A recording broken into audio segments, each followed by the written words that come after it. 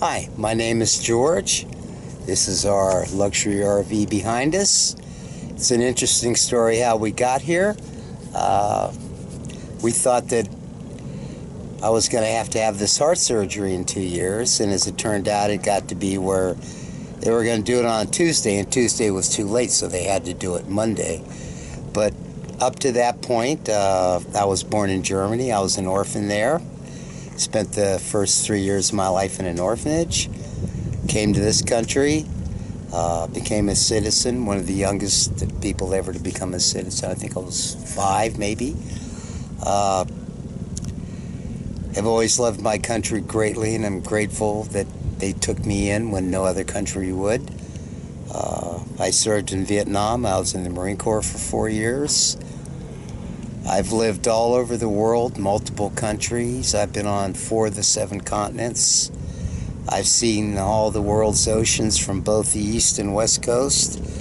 I've lived in places of incredible beauty, and I've lived in places that you wouldn't even know that people once lived there. We came here because we decided that it was just time. We'd been living for a year up in the area where we were when we thought I was going to have this surgery, and we decided to heck with it. We're just going to start driving around and traveling, and once they cleared me enough to start doing that, we did it. And that's what we're going to continue to do for the last 10 years. Well, the next 10 years is we're going to travel and meet people. As you can see, this place is probably totally unique from some of the footage you've already seen exposed, or in this case, gypped. I'm not sure what the right phrase for that would be. Everybody we've met here has been kind. It's like the Salton Sea. Everybody always wants to put a bad spin on something because it's just so easy to do. But if you look for the good in anything, you can find it. And a lot of times you don't even have to look. It just kind of jumps up and says, hey, here I am. Give me a chance. Life is good. Life is a fun thing if you let it be fun. I think more importantly, the minute you throw anything out the window that says, this is what I believe a case to be, you're going to be a lot better off. There are certain things you can't do that with, of course, but I think 90% of it you can.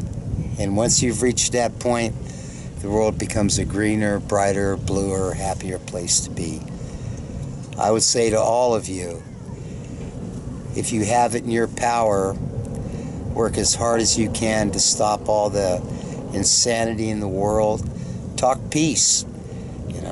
Too much war, too much damage, too many children being ruined by it, too many families being torn apart. The main thing of all this is that unless we start acting like we got some sense, we're not going to have a planet. We've already gone past the tipping point of what this one can take. If you want to see the snows of Kilimanjaro, go now. They're already calling the glaciers in Alaska and Washington glacial remnants. About 7 years ago, 2% of the water on the planet was potable. Now it's down to 1.7%. You're going to see in the next 15 years, there's going to be things happening that are going to be staggering, and there's 3 simple ways to explain it. A lot of it's in the Bible. A lot of it is that you take something as big as the Atlantic, Pacific, and Indian Ocean, heat them up by 3 degrees. It's a lot of heat. And the other thing that people don't realize, or they fail to realize, is that it took our planet 150 million years to create all of our wonderful fossil fuels, and we've put them all back up in about 150 years. Things change, yes, but it normally takes 150,000 years, not 150 years.